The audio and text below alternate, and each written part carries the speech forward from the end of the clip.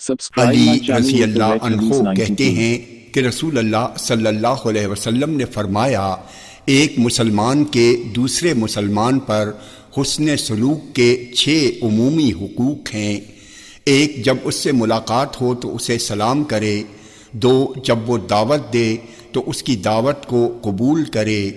3، جب اسے چھینک آئے اور وہ الحمدللہ کہے تو یرحمک اللہ کہہ کر اس کی چھینک کا جواب دے۔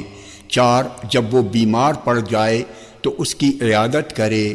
5، جب وہ مر جائے تو اس کے جنازے کے ساتھ قبرستان جائے۔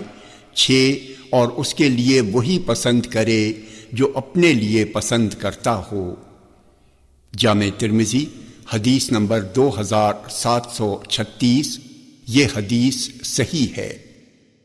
ابو ہریرہ رضی اللہ عنہ کہتے ہیں کہ رسول اللہ صلی اللہ علیہ وسلم نے فرمایا، مومن کے مومن پر 6 حقوق ہیں۔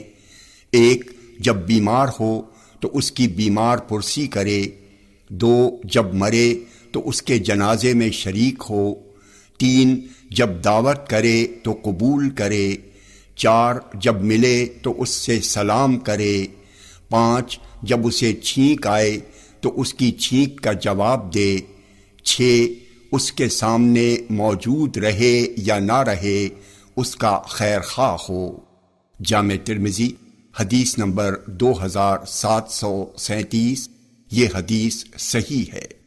نافع کہتے ہیں کہ ابن عمر رضی اللہ عنہما کے پہلو میں بیٹھے ہوئے ایک شخص کو چھینک آئی تو اس نے کہا، الحمدللہ والسلام علی رسول اللہ، یعنی تمام تعریف اللہ کے لیے ہے اور سلام ہے رسول اللہ صلی اللہ علیہ وسلم پر۔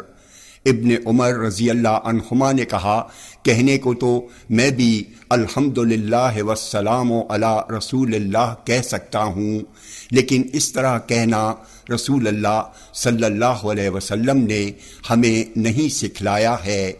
آپ نے ہمیں بتایا ہے کہ ہم الحمدللہ علی کل حال، ہر حال میں سب تعریفیں اللہ ہی کے لیے ہیں کہیں۔ جامع ترمذی حدیث نمبر 2738۔ یہ حدیث حسن ہے۔ ابو موسیٰ اشعری رضی اللہ عنہ کہتے ہیں کہ یہود نبی اکرم صلی اللہ علیہ وسلم کے پاس ہوتے تو یہ امید لگا کر چھینکتے کہ آپ صلی اللہ علیہ وسلم ان کے لیے یرحمکم اللہ، اللہ تم پر رحم کرے کہیں گے، مگر آپ اس موقع پر صرف یہدکم اللہ و یصلح بالکم، اللہ تمہیں ہدایت دے اور تمہارا حال درست کر دے فرماتے۔ جامع ترمذی حدیث نمبر 2739۔ یہ حدیث صحیح ہے۔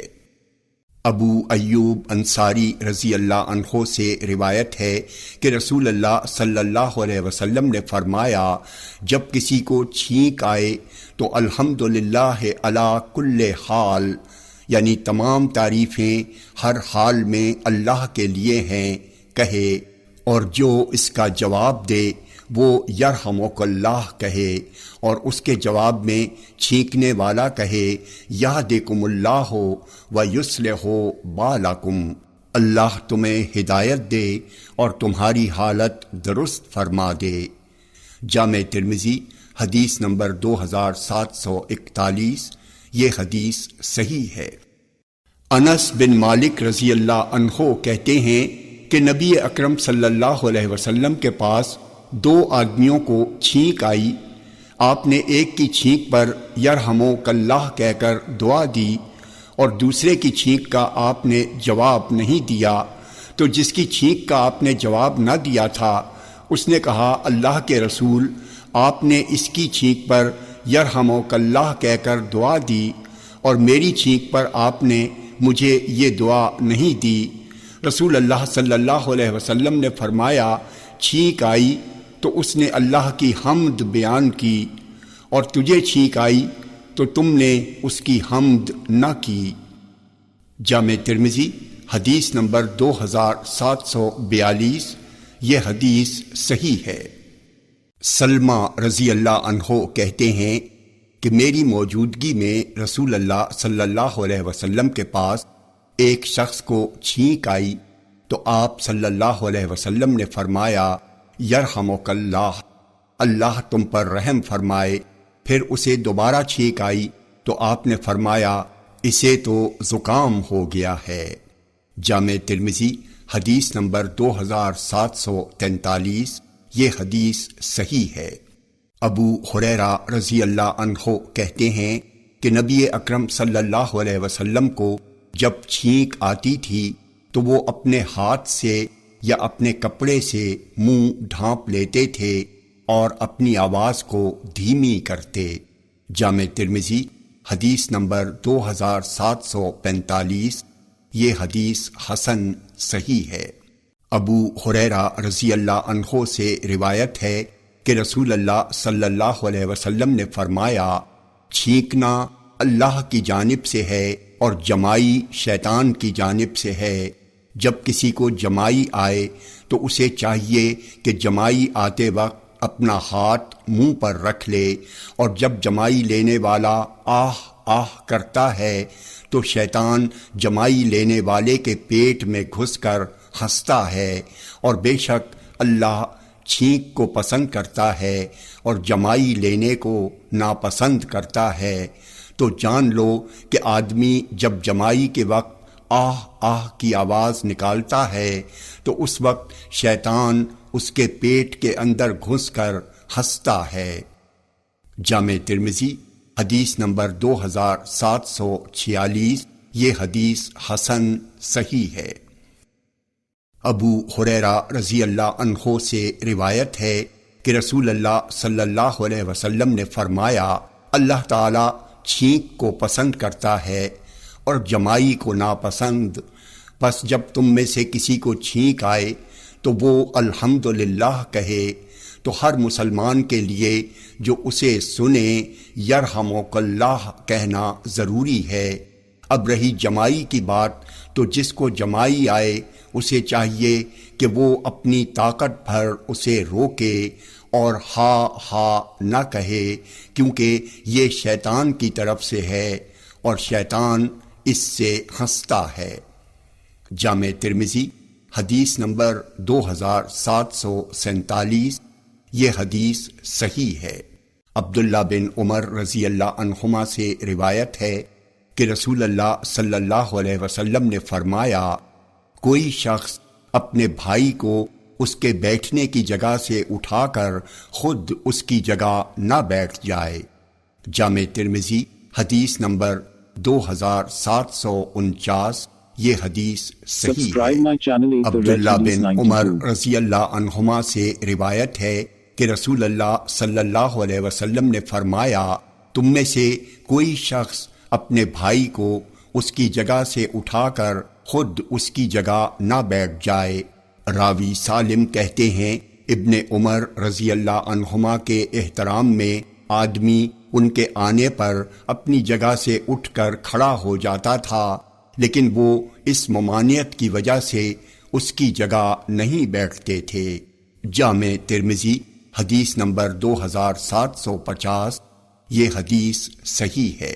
وہب بن حذیفہ رضی اللہ عنہ سے روایت ہے کہ رسول اللہ صلی اللہ علیہ وسلم نے فرمایا آدمی اپنے بیٹھنے کی جگہ کا زیادہ مستحق ہے، اگر وہ کسی ضرورت سے اٹھ کر جائے اور پھر واپس آئے تو وہی اپنی جگہ پر بیٹھنے کا زیادہ حق رکھتا ہے۔ جامع ترمذی حدیث نمبر 2751، یہ حدیث صحیح ہے۔ عبداللہ بن عمر رضی اللہ عنہ سے روایت ہے کہ رسول اللہ صلی اللہ علیہ وسلم نے فرمایا کسی بھی شخص کے لیے جائز نہیں کہ وہ دو آدمیوں کے بیچ میں بیٹھ کر تفریق پیدا کرے مگر ان کی اجازت سے۔ جامع ترمذی حدیث نمبر 2752، یہ حدیث حسن صحیح ہے۔ ابو مجلس کہتے ہیں کہ معاویہ رضی اللہ عنہ باہر نکلے، عبداللہ بن زبیر اور ابن صفوان انہیں دیکھ کر احتراماً کھڑے ہو گئے تو معاویہ رضی اللہ عنہ نے کہا تم دونوں بیٹھ جاؤ، میں نے رسول اللہ صلی اللہ علیہ وسلم کو فرماتے ہوئے سنا ہے جو شخص یہ پسند کرے کہ لوگ اس کے سامنے باادب کھڑے ہوں تو وہ اپنا ٹھکانہ جہنم میں بنا لے۔ جامع ترمذی حدیث نمبر 2755، یہ حدیث صحیح ہے۔ ابو ہریرہ رضی اللہ عنہ سے روایت ہے کہ رسول اللہ صلی اللہ علیہ وسلم نے فرمایا 5 چیزیں فطرت سے ہیں: 1 شرمگاہ کے بال مونڈنا، 2 ختنہ کرنا، 3 مونچھیں کترنا، 4 بغل کے بال اکھیڑنا، 5 ناخن تراشنا۔ جامع ترمذی حدیث نمبر 2756، یہ حدیث صحیح ہے۔ ام المومنین عائشہ رضی اللہ عنہا سے روایت ہے کہ نبی اکرم صلی اللہ علیہ وسلم نے فرمایا 10 چیزیں فطرت سے ہیں: 1 مونچھیں کترنا، 2 داڑھی بڑھانا، 3 مسواک کرنا، 4 ناک میں پانی ڈالنا، 5 ناخن کاٹنا، 6 انگلیوں کے جوڑوں کی پشت دھونا، 7 بغل کے بال اکھیڑنا، 8 ناف سے نیچے کے بال مونڈنا، 9 پانی سے استنجا کرنا۔ زکریا راوی کہتے ہیں کہ مصعب نے کہا 10ویں چیز میں بھول گیا، ہو سکتا ہے کہ وہ کلی کرنا ہو۔ جامع ترمذی حدیث نمبر 2757، یہ حدیث صحیح ہے۔ انس بن مالک رضی اللہ عنہ کہتے ہیں کہ نبی اکرم صلی اللہ علیہ وسلم نے لوگوں کے لیے مدت متعین فرما دی ہے کہ ہر 40 دن کے اندر ناخن کاٹ لیں، مونچھیں کتروا لیں اور ناف سے نیچے کے بال مونڈ لیں۔ جامع ترمذی حدیث نمبر 2758، یہ حدیث صحیح ہے۔ انس بن مالک رضی اللہ عنہ کہتے ہیں کہ مونچھیں کترنے، ناخن کاٹنے، زیر ناف کے بال لینے اور بغل کے بال اکھاڑنے کا ہمارے لیے وقت مقرر فرما دیا گیا ہے، اور وہ یہ ہے کہ ہم انہیں 40 دن سے زیادہ نہ چھوڑے رکھیں۔ جامع ترمذی حدیث نمبر 2759، یہ حدیث صحیح ہے۔ زید بن ارقم رضی اللہ عنہ سے روایت ہے کہ رسول اللہ صلی اللہ علیہ وسلم نے فرمایا جس نے اپنی مونچھوں کے بال نہ لیے یعنی انہیں نہیں کاٹا تو وہ ہم میں سے نہیں ہے۔ جامع ترمذی حدیث نمبر 2761، یہ حدیث صحیح ہے۔ عبداللہ بن عمر رضی اللہ عنہما کہتے ہیں کہ رسول اللہ صلی اللہ علیہ وسلم نے فرمایا مونچھیں کاٹو اور داڑھیاں بڑھاؤ۔ جامع ترمذی حدیث نمبر 2763، یہ حدیث صحیح ہے۔ عبداللہ بن عمر رضی اللہ عنہما کہتے ہیں کہ رسول اللہ صلی اللہ علیہ وسلم نے ہمیں مونچھیں کٹوانے اور داڑھیاں بڑھانے کا حکم دیا۔ جامع ترمذی حدیث نمبر 2764، یہ حدیث صحیح ہے۔ عباد بن تمیم کے چچا عبداللہ بن زید بن عاصم مازنی رضی اللہ عنہ کہتے ہیں کہ انہوں نے نبی اکرم صلی اللہ علیہ وسلم کو مسجد میں اپنی ایک ٹانگ دوسری ٹانگ پر رکھ کر چت لیٹے ہوئے دیکھا۔ جامع ترمذی حدیث نمبر 2765، یہ حدیث صحیح ہے۔ جابر رضی اللہ عنہ سے روایت ہے کہ رسول اللہ صلی اللہ علیہ وسلم نے فرمایا جب تم میں سے کوئی اپنی پیٹھ کے بل لیٹے تو اپنی ایک ٹانگ دوسری ٹانگ پر نہ رکھے۔ جامع ترمذی حدیث نمبر 2766، یہ حدیث صحیح ہے۔ جابر رضی اللہ عنہ سے روایت ہے کہ رسول اللہ صلی اللہ علیہ وسلم نے ایک کپڑے میں سما اور احتبا کرنے اور ایک ٹانگ دوسری ٹانگ پر رکھ کر چت لیٹنے سے منع فرمایا۔ Subscribe my channel Jama Red Tirmidhi Hadith 92۔ حدیث نمبر 2767، یہ حدیث صحیح ہے۔ ابو ہریرہ رضی اللہ عنہ سے روایت ہے کہ رسول اللہ صلی اللہ علیہ وسلم نے ایک شخص کو اپنے پیٹ کے بل اوندھے منہ لیٹا ہوا دیکھا تو فرمایا، یہ ایسا لیٹنا ہے جسے اللہ پسند نہیں کرتا۔ جامع ترمذی حدیث نمبر 2768، یہ حدیث حسن صحیح ہے۔ معاویہ بن حیدہ رضی اللہ عنہ سے روایت ہے کہ میں نے عرض کیا، اللہ کے رسول، ہم اپنی شرمگاہیں کس قدر کھول سکتے ہیں اور کس قدر چھپانا ضروری ہیں؟ آپ نے فرمایا، اپنی بیوی اور اپنی لونڈی کے سوا ہر کسی سے اپنی شرمگاہ کو چھپاؤ۔ انہوں نے کہا، آدمی کبھی آدمی کے ساتھ مل جل کر رہتا ہے۔ آپ نے فرمایا، تب بھی تمہاری ہر ممکن کوشش یہی ہونی چاہیے کہ تمہاری شرمگاہ کوئی نہ دیکھ سکے۔ میں نے کہا، آدمی کبھی تنہا ہوتا ہے؟ آپ نے فرمایا، اللہ تو اور زیادہ مستحق ہے کہ اس سے شرم کی جائے۔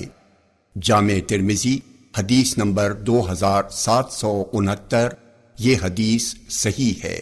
جابر بن سمرہ رضی اللہ عنہ سے روایت ہے کہ میں نے رسول اللہ صلی اللہ علیہ وسلم کو اپنے بائیں جانب تکیے پر ٹیک لگا کر بیٹھے ہوئے دیکھا۔ جامع ترمذی حدیث نمبر 2770، یہ حدیث صحیح ہے۔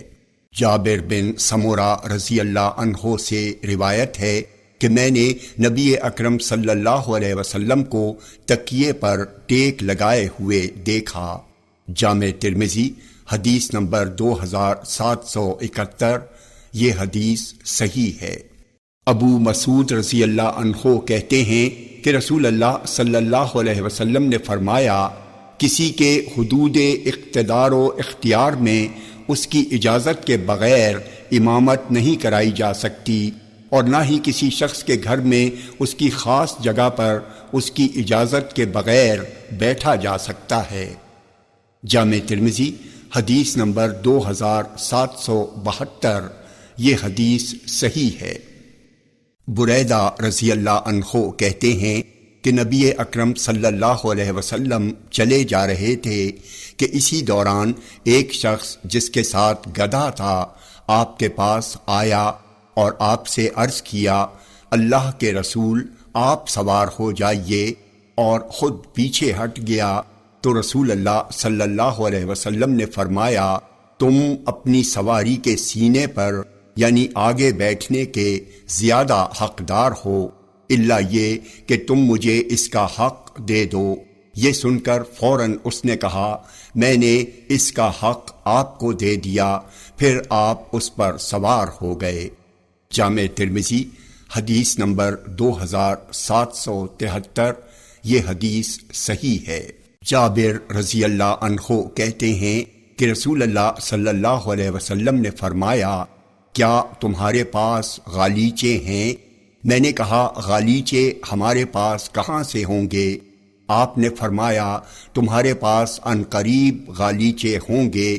تو اب وہ زمانہ آ گیا ہے، میں اپنی بیوی سے کہتا ہوں کہ تم اپنے غالیچے مجھ سے دور رکھو، تو وہ کہتی ہے، کیا رسول اللہ صلی اللہ علیہ وسلم نے یہ نہ کہا تھا کہ تمہارے پاس غالیچے ہوں گے؟ تو میں اس سے درگزر کر جاتا ہوں۔ جامع ترمذی حدیث نمبر 2774، یہ حدیث صحیح ہے۔ سلمہ رضی اللہ عنہ کہتے ہیں کہ میں نبی اکرم صلی اللہ علیہ وسلم کے شہبا نامی خچر کو، جس پر آپ اور حسن و حسین سوار تھے، آپ صلی اللہ علیہ وسلم کے حجرے کے پاس صحن میں لیتا چلا گیا۔ حسن آپ کے آگے اور حسین آپ کے پیچھے بیٹھے تھے۔ جامع ترمذی حدیث نمبر 2775، یہ حدیث صحیح ہے۔ جریر بن عبداللہ رضی اللہ عنہ کہتے ہیں کہ میں نے رسول اللہ صلی اللہ علیہ وسلم سے کسی اجنبی عورت پر اچانک پڑ جانے والی نظر سے متعلق پوچھا تو آپ نے فرمایا تم اپنی نگاہ پھیر لیا کرو۔ جامع ترمذی حدیث نمبر 2776۔ یہ حدیث صحیح ہے۔ بریدہ رضی اللہ عنہ سے روایت ہے کہ نبی اکرم صلی اللہ علیہ وسلم نے فرمایا علی نظر کے بعد نظر نہ اٹھاؤ کیونکہ تمہارے لیے پہلی نظر معاف ہے اور دوسری معاف نہیں ہے۔ جامع ترمذی حدیث نمبر 2777۔ یہ حدیث حسن ہے۔ عمرو بن عاص رضی اللہ عنہ کے مولا یعنی آزاد کردہ غلام سے روایت ہے کہ عمرو بن عاص رضی اللہ عنہ نے انہیں علی رضی اللہ عنہ کے پاس ان کی بیوی اسماء بنت امیس سے ملاقات کی اجازت مانگنے کے لیے بھیجا تو انہوں نے اجازت دے دی۔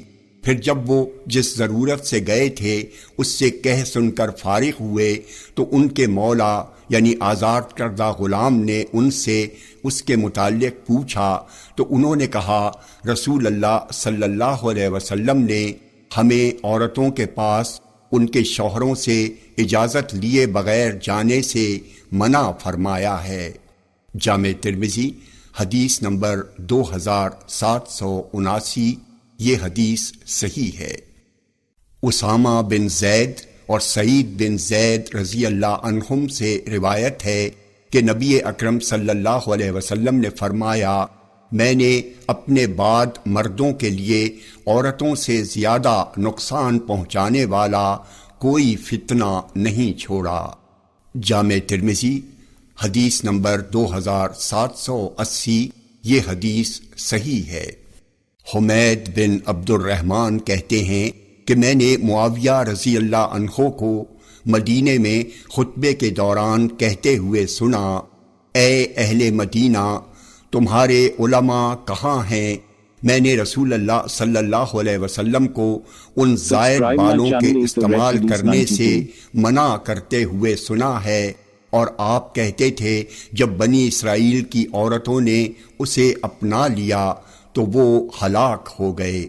جامع ترمذی حدیث نمبر 2781۔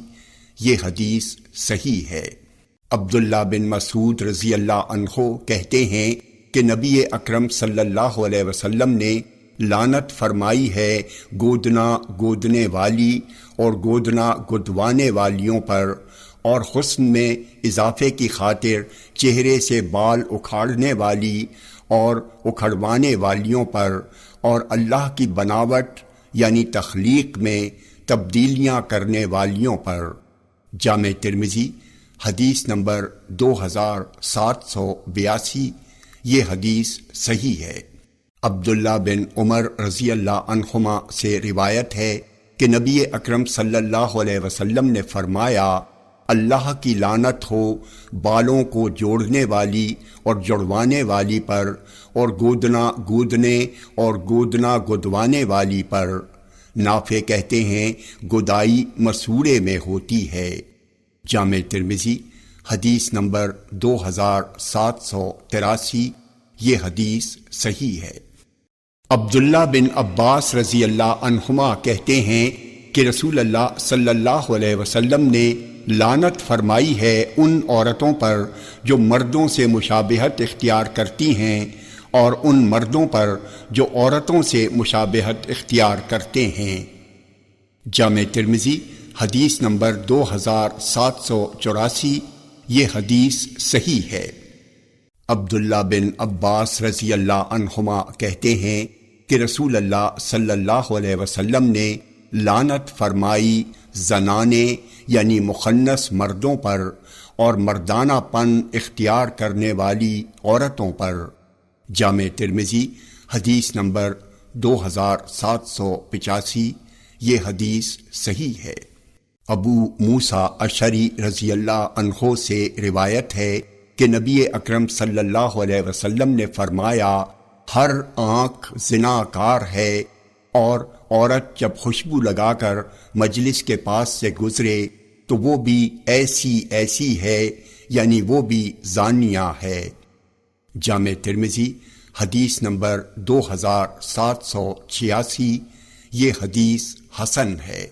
ابو ہریرہ رضی اللہ عنہ کہتے ہیں کہ رسول اللہ صلی اللہ علیہ وسلم نے فرمایا، مردوں کی خوشبو وہ ہے جس کی مہک پھیل رہی ہو اور رنگ چھپا ہوا ہو، اور عورتوں کی خوشبو وہ ہے جس کا رنگ ظاہر ہو لیکن مہک اس کی چھپی ہوئی ہو۔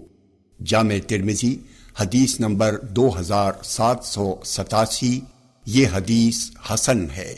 عمران بن حسین رضی اللہ عنہ کہتے ہیں کہ نبی اکرم صلی اللہ علیہ وسلم نے مجھ سے فرمایا، مرد کی بہترین خوشبو وہ ہے جس کی مہک پھیلے اور اس کا رنگ چھپا رہے، اور عورتوں کی بہترین خوشبو وہ ہے جس کا رنگ ظاہر ہو اور خوشبو چھپی رہے۔ اور آپ صلی اللہ علیہ وسلم نے زین کے اوپر انتہائی سرخ ریشمی کپڑا ڈالنے سے منع فرمایا۔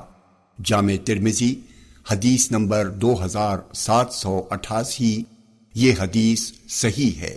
ثمامہ بن عبداللہ کہتے ہیں کہ انس رضی اللہ عنہ خوشبو کی چیز واپس نہیں کرتے تھے، اور انس رضی اللہ عنہ کہتے ہیں نبی اکرم صلی اللہ علیہ وسلم خوشبو کو واپس نہ کرتے تھے۔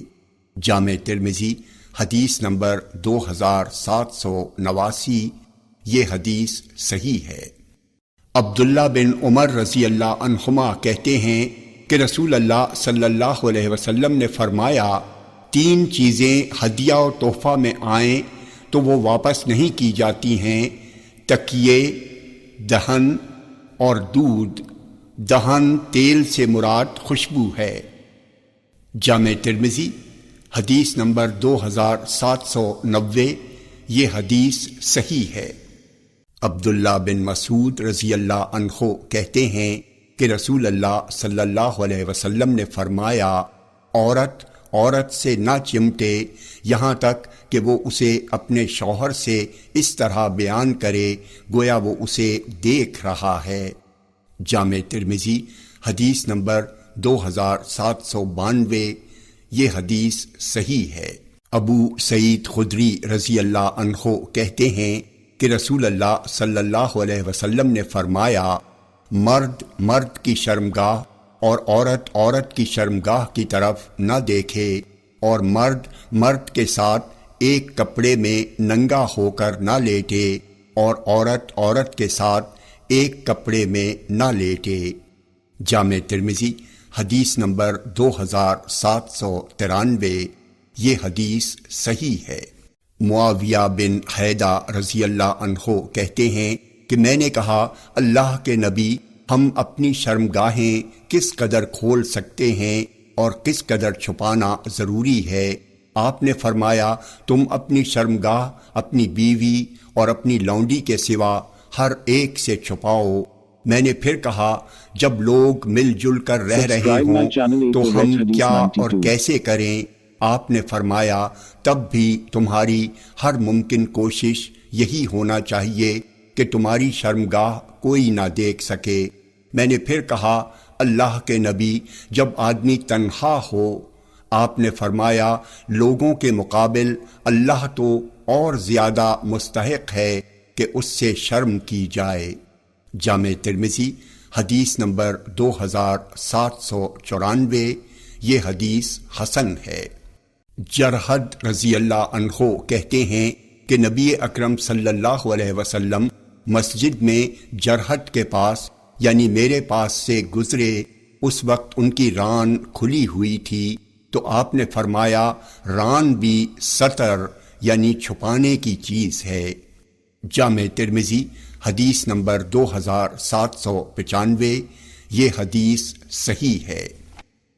جرحد رضی اللہ عنہ سے روایت ہے کہ نبی اکرم صلی اللہ علیہ وسلم ان کے پاس سے گزرے اور وہ اپنی ران کھولے ہوئے تھے، تو نبی اکرم صلی اللہ علیہ وسلم نے فرمایا، اپنی ران ڈھانپ لو کیونکہ یہ ستر چھپانے کی چیز ہے۔ جامع ترمذی حدیث نمبر 2796، یہ حدیث صحیح ہے۔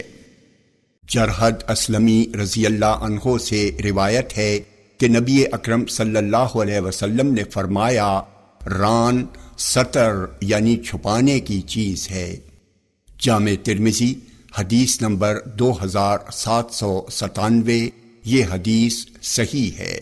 عبداللہ بن عباس رضی اللہ عنہما سے روایت ہے کہ نبی اکرم صلی اللہ علیہ وسلم نے فرمایا، ران بھی ستر یعنی چھپانے کی چیز ہے۔ جامع ترمذی حدیث نمبر 2798، یہ حدیث صحیح ہے۔ جابر رضی اللہ عنہ سے روایت ہے کہ نبی اکرم صلی اللہ علیہ وسلم نے فرمایا، جو شخص اللہ پر اور قیامت کے دن پر ایمان رکھتا ہو، وہ تہبند باندھے بغیر غسل خانے میں داخل نہ ہو۔ جو اللہ اور آخرت کے دن پر ایمان رکھتا ہو، وہ اپنی بیوی کو حمام میں نہ بھیجے، اور جو شخص اللہ پر اور آخرت کے دن پر ایمان رکھتا ہو، وہ ایسے دسترخوان پر نہ بیٹھے جہاں شراب کا دور چلتا ہو۔ جامع ترمذی حدیث نمبر 2801، یہ حدیث حسن ہے۔ ابو ملیح حذلی سے روایت ہے کہ اہل حمص یا اہل شام کی کچھ عورتیں ام المومنین عائشہ رضی اللہ عنہا کے پاس آئیں تو انہوں نے کہا، تم وہی ہو جن کی عورتیں حمامات یعنی عمومی غسل خانوں میں نہانے جایا کرتی ہیں۔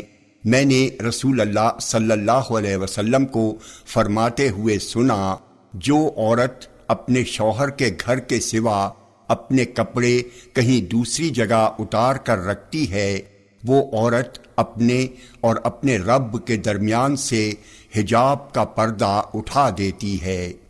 جامع ترمذی حدیث نمبر 2803، یہ حدیث صحیح ہے۔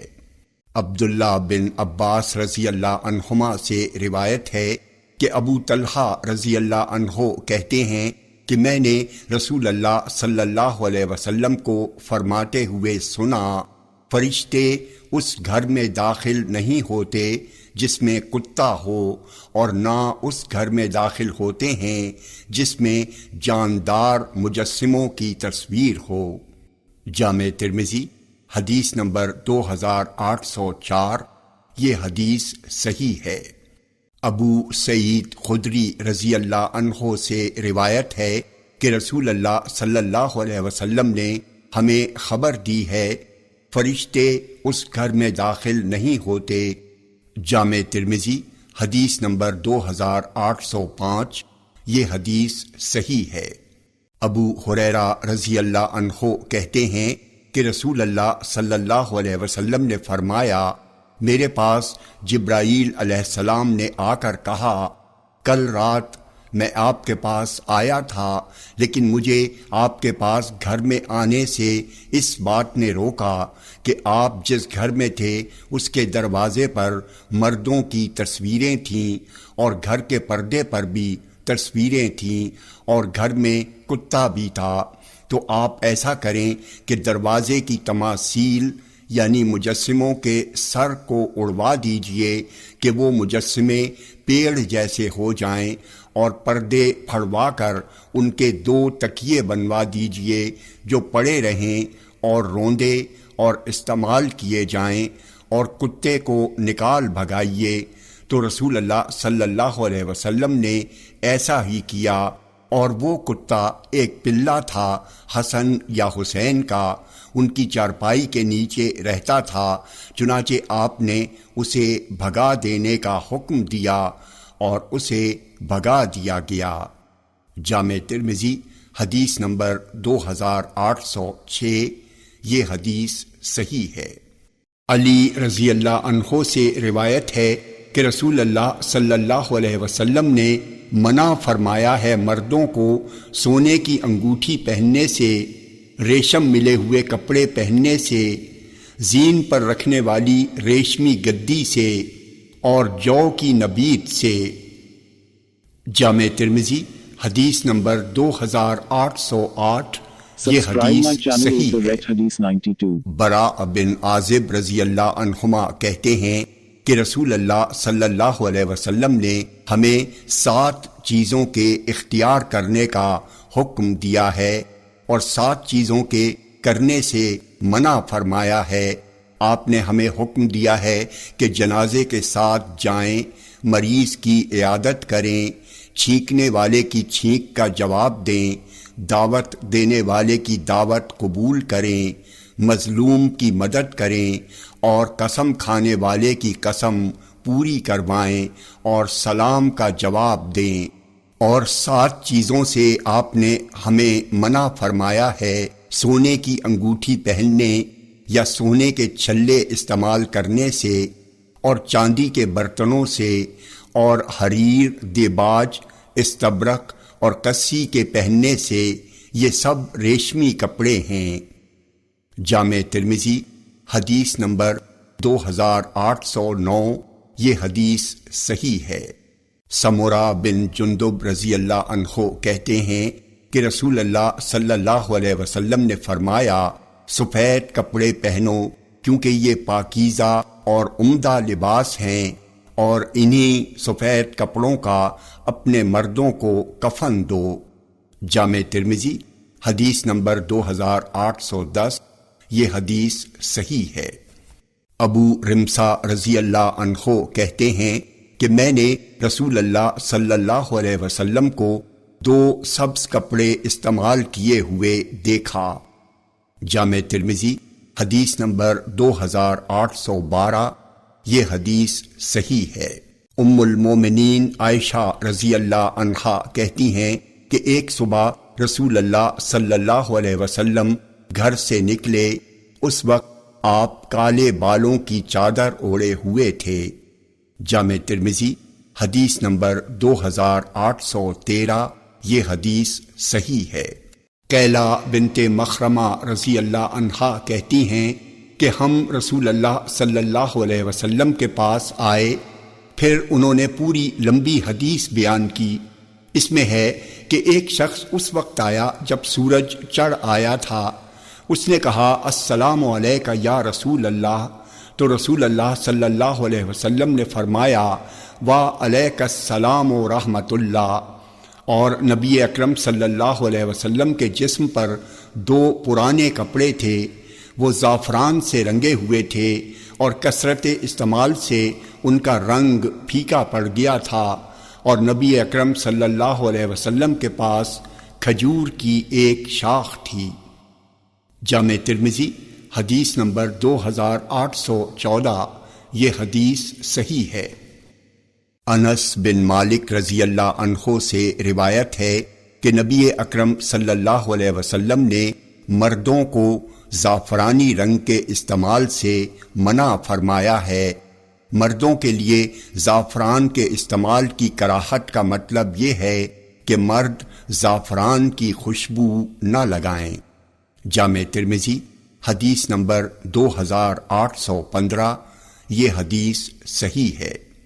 عبداللہ بن عمر رضی اللہ عنہما کہتے ہیں کہ میں نے عمر رضی اللہ عنہ کو یہ ذکر کرتے ہوئے سنا ہے کہ نبی اکرم صلی اللہ علیہ وسلم نے فرمایا، جس نے دنیا میں حریر یعنی ریشمی کپڑا پہنا تو وہ اسے آخرت یعنی جنت میں نہ پہنے گا۔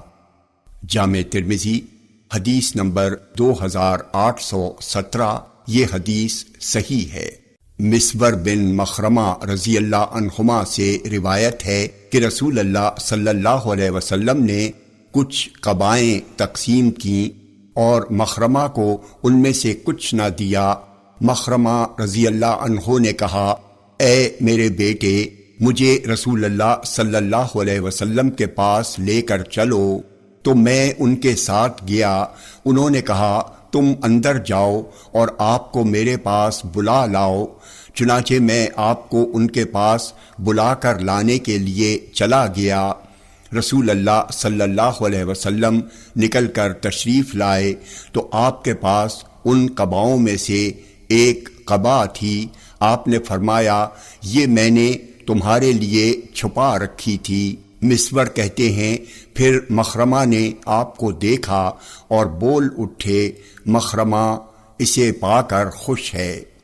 جامع ترمذی حدیث نمبر 2818، یہ حدیث صحیح ہے۔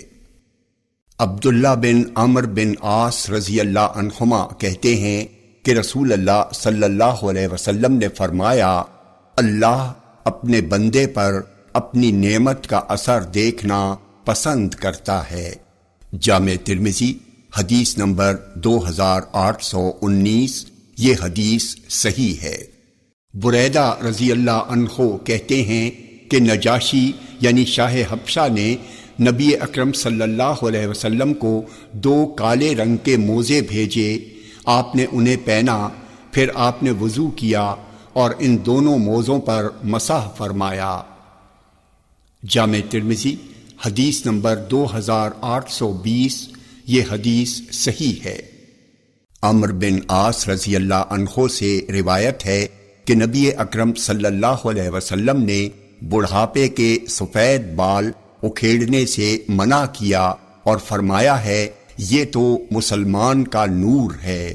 جامع ترمذی حدیث نمبر 2821، یہ حدیث حسن صحیح ہے۔ ابو ہریرہ رضی اللہ عنہ کہتے ہیں کہ رسول اللہ صلی اللہ علیہ وسلم نے فرمایا، مشیر جس سے مشورہ لیا جاتا ہے اس کو امانت دار ہونا چاہیے۔ جامع ترمذی حدیث نمبر 2822، یہ حدیث صحیح ہے۔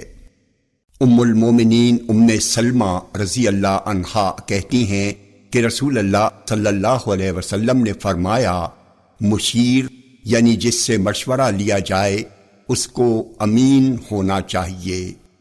جامع ترمذی حدیث نمبر 2823، یہ حدیث صحیح ہے۔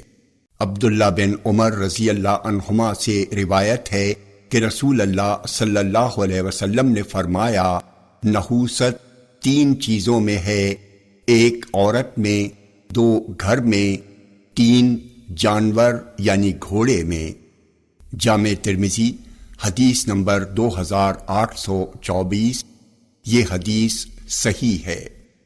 عبداللہ بن مسعود رضی اللہ عنہ کہتے ہیں کہ رسول اللہ صلی اللہ علیہ وسلم نے فرمایا، جب تم 3 آدمی ایک ساتھ ہو تو 2 آدمی اپنے تیسرے ساتھی کو اکیلا چھوڑ کر باہم سرگوشی نہ کریں۔ سفیان نے اپنی روایت میں کہا ہے کہ تیسرے شخص کو چھوڑ کر 2 سرگوشی نہ کریں کیونکہ اس سے اسے دکھ اور رنج ہوگا۔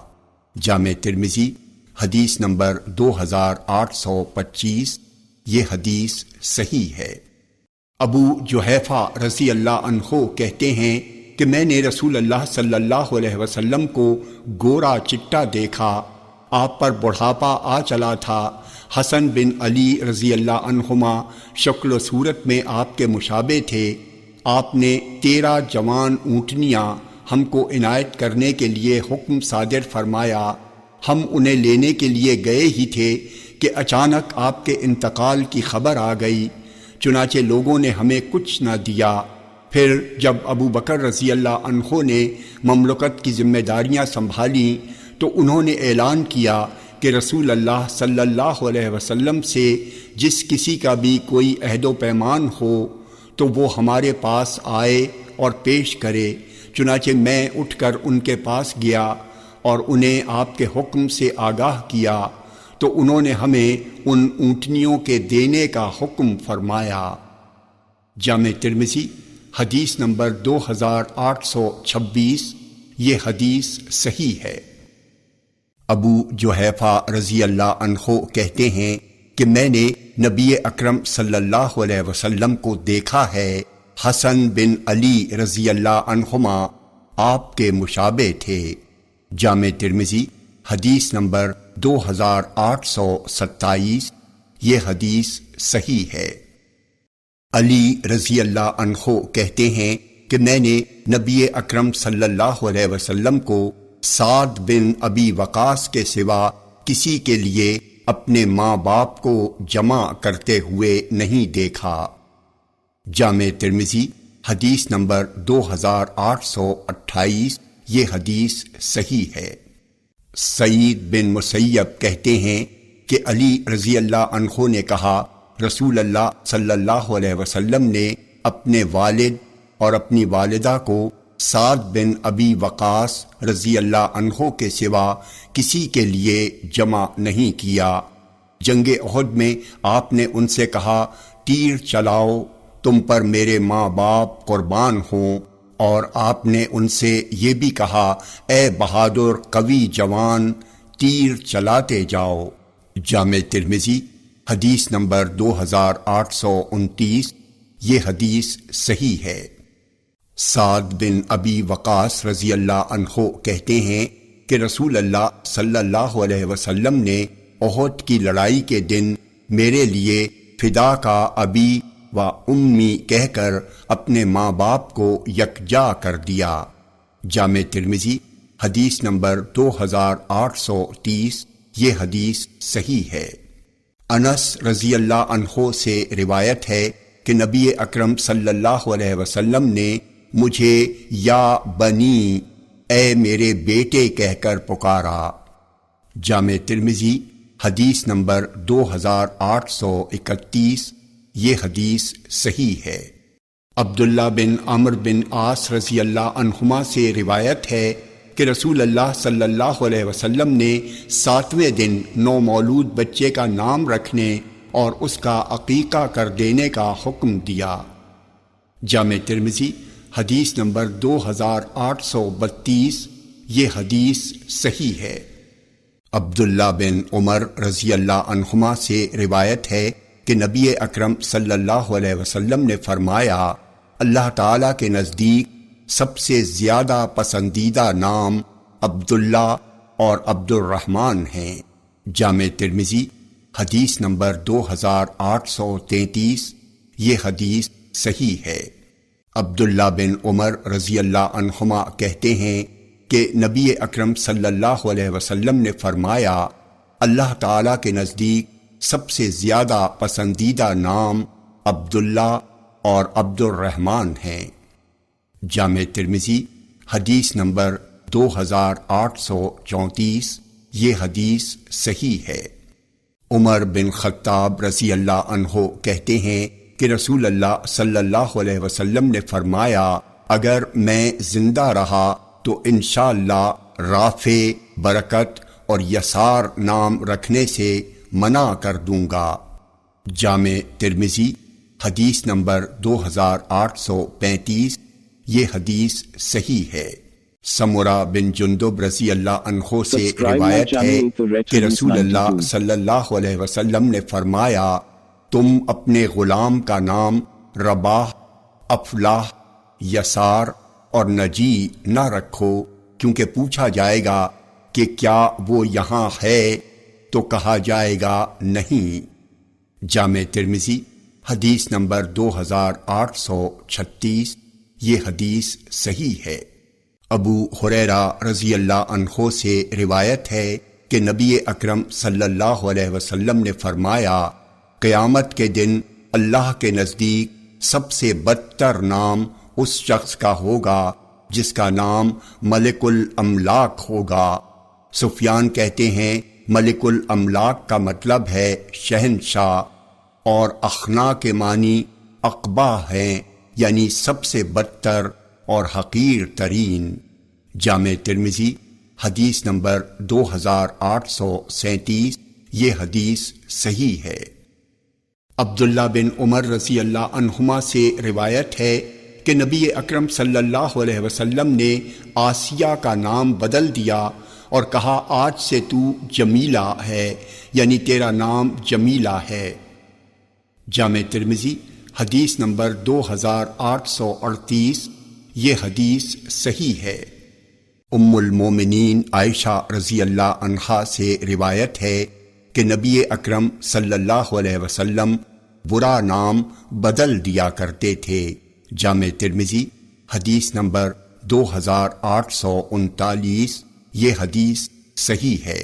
جبیر بن مطعم رضی اللہ عنہ سے روایت ہے کہ رسول اللہ صلی اللہ علیہ وسلم نے فرمایا، میرے کئی نام ہیں، میں محمد ہوں، میں احمد ہوں، میں وہ ماہی ہوں جس کے ذریعے اللہ کفر کو مٹاتا ہے، میں وہ حاشر ہوں جس کے قدموں پر لوگ جمع کیے جائیں گے، میں وہ عاقب ہوں جس کے بعد کوئی نبی نہ پیدا ہوگا۔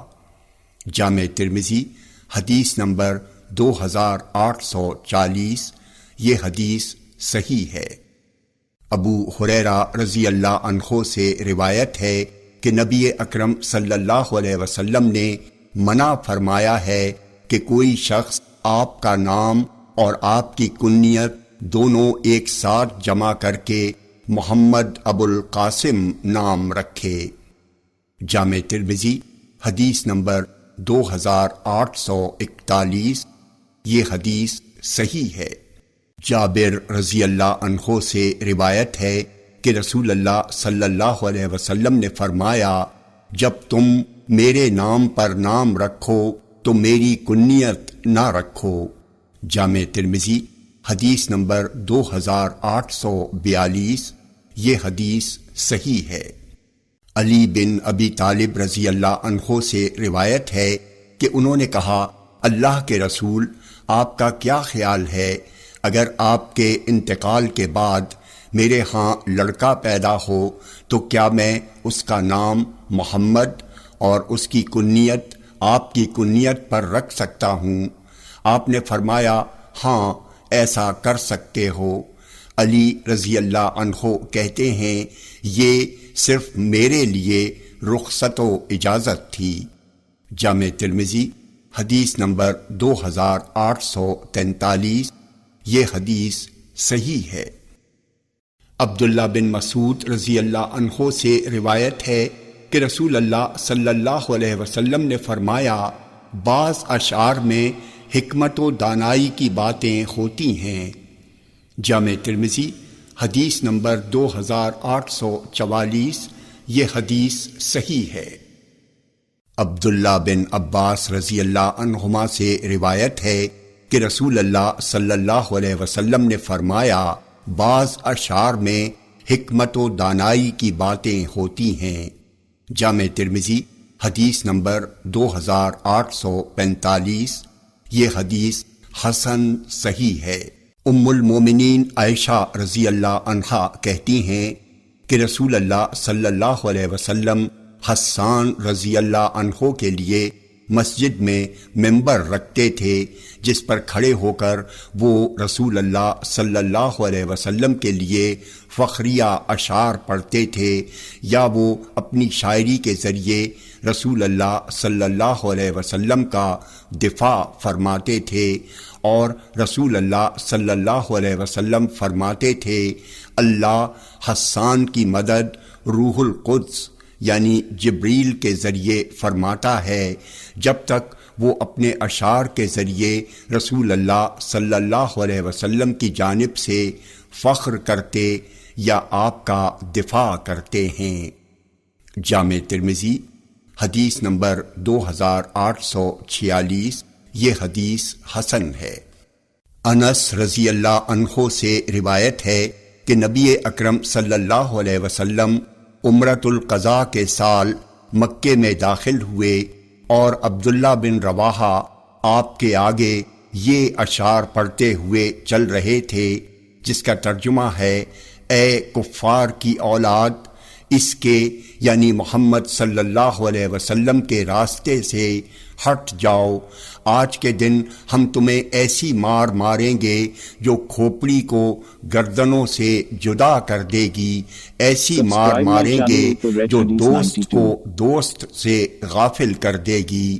عمر رضی اللہ عنہ نے ان سے کہا، ابن رواحہ، تم رسول اللہ کے سامنے اور اللہ کے حرم میں شعر پڑھتے ہو۔ رسول اللہ صلی اللہ علیہ وسلم نے ان سے فرمایا، انہیں کہنے دو عمر، یہ اشعار ان کفار و مشرکین پر تیر برسانے سے بھی زیادہ زود اثر ہیں، یہ انہیں بوکھلا کر رکھ دیں گے۔ جامع ترمذی حدیث نمبر 2847، یہ حدیث صحیح ہے۔ ام المومنین عائشہ رضی اللہ عنہا کہتی ہیں کہ ان سے پوچھا گیا کیا رسول اللہ صلی اللہ علیہ وسلم کبھی کوئی شعر بطور مثال اور نمونہ پیش کرتے تھے؟ تو انہوں نے کہا ہاں، رسول اللہ صلی اللہ علیہ وسلم ابن رواحہ کا شعر بطور مثال پیش کرتے تھے۔ جامع ترمذی حدیث نمبر 2848، یہ حدیث صحیح ہے۔ ابو ہریرہ رضی اللہ عنہ سے روایت ہے کہ نبی اکرم صلی اللہ علیہ وسلم نے فرمایا، عرب کا بہترین شعری کلام لبید کا وہ مصرع ہے جس کا ترجمہ ہے سن لو اللہ کے سوا ہر چیز فانی ہے۔ جامع ترمذی حدیث نمبر 2849، یہ حدیث صحیح ہے۔ جابر بن سمرہ رضی اللہ عنہ کہتے ہیں کہ مجھے نبی اکرم صلی اللہ علیہ وسلم کے ساتھ 100 بار سے زیادہ بیٹھنے کا شرف حاصل ہے۔ آپ کے صحابہ شعر پڑھتے، سنتے اور سناتے تھے اور جاہلیت کی بہت سی باتیں باہم ذکر کرتے تھے۔ آپ چپ بیٹھے رہتے اور کبھی کبھی ان کے ساتھ مسکرانے لگتے۔ جامع ترمذی حدیث نمبر 2850، یہ حدیث صحیح ہے۔ ابو ہریرہ رضی اللہ عنہ کہتے ہیں کہ رسول اللہ صلی اللہ علیہ وسلم نے فرمایا، کسی شخص کے پیٹ کا خون آلود مواد سے بھر جانا جسے وہ گلا سڑا دے، یہ کہیں بہتر ہے اس سے کہ اس کے پیٹ اور سینے میں کفریہ، شرکیہ اور گندے اشعار بھرے ہوئے ہوں۔ جامع ترمذی حدیث نمبر 2851، یہ حدیث صحیح ہے۔ سعد بن ابی وقاص رضی اللہ عنہ سے روایت ہے کہ رسول اللہ صلی اللہ علیہ وسلم نے فرمایا، کسی شخص کے پیٹ کا بیماری کے سبب مواد سے بھر جانا بہتر ہے اس سے کہ وہ شعر سے بھرا ہو۔ جامع ترمذی حدیث نمبر 2852، یہ حدیث صحیح ہے۔ عبداللہ بن عمر رضی اللہ عنہ سے روایت ہے کہ رسول اللہ صلی اللہ علیہ وسلم نے فرمایا، اللہ تعالیٰ ایسے مبالغہ کرنے والے شخص کو ناپسند کرتا ہے جو اپنی زبان ایسے چلاتا ہے جیسے گائے چلاتی ہے۔ جامع ترمذی حدیث نمبر 2853، یہ حدیث صحیح ہے۔ جابر رضی اللہ عنہ کہتے ہیں کہ رسول اللہ صلی اللہ علیہ وسلم نے ایسی چھت پر جہاں کوئی رکاوٹ نہ ہو سونے سے منع فرمایا ہے۔ جامع ترمذی حدیث نمبر 2854، یہ حدیث صحیح ہے۔ عبداللہ بن مسعود رضی اللہ عنہ کہتے ہیں کہ رسول اللہ صلی اللہ علیہ وسلم ہم کو واعظ و نصیحت کے سلسلے میں اوقات کا خیال کیا کرتے تھے، اس ڈر سے کہ کہیں ہم پر اکتاہٹ طاری نہ ہو جائے۔ جامع ترمذی حدیث نمبر 2855، یہ حدیث صحیح ہے۔ ابو صالح سے روایت ہے کہ ام المومنین عائشہ اور ام سلمہ رضی اللہ عنہما سے پوچھا گیا کہ کون سا عمل رسول اللہ صلی اللہ علیہ وسلم کو بہت زیادہ پسند تھا۔ ان دونوں نے جواب دیا کہ وہ عمل جو گرچہ تھوڑا ہو لیکن اسے مستقل و برابر کیا جائے۔ جامع ترمذی حدیث نمبر 2856، یہ حدیث صحیح ہے۔ جابر رضی اللہ عنہ سے روایت ہے کہ رسول اللہ صلی اللہ علیہ وسلم نے فرمایا، رات میں برتنوں کو ڈھانپ کر رکھو اور مشکوں کے منہ باندھ دیا کرو، گھر کے دروازے بند کر دیا کرو اور چراغوں کو بجھا دیا کرو، کیونکہ کبھی ایسا ہوتا ہے کہ چوہیا چراغ کی بتی کھینچ لے جاتی ہے اور گھر والوں کو جلا ڈالتی ہے۔ جامع ترمذی حدیث نمبر 2857، یہ حدیث صحیح ہے۔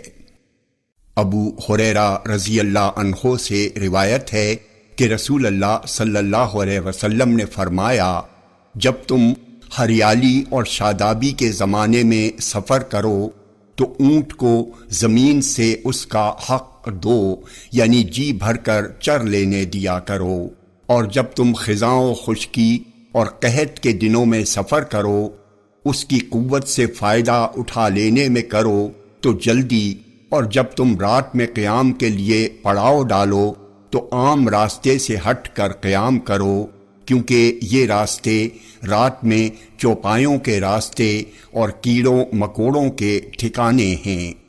جامع ترمذی حدیث نمبر 2858۔ یہ حدیث صحیح ہے۔ Subscribe my channel.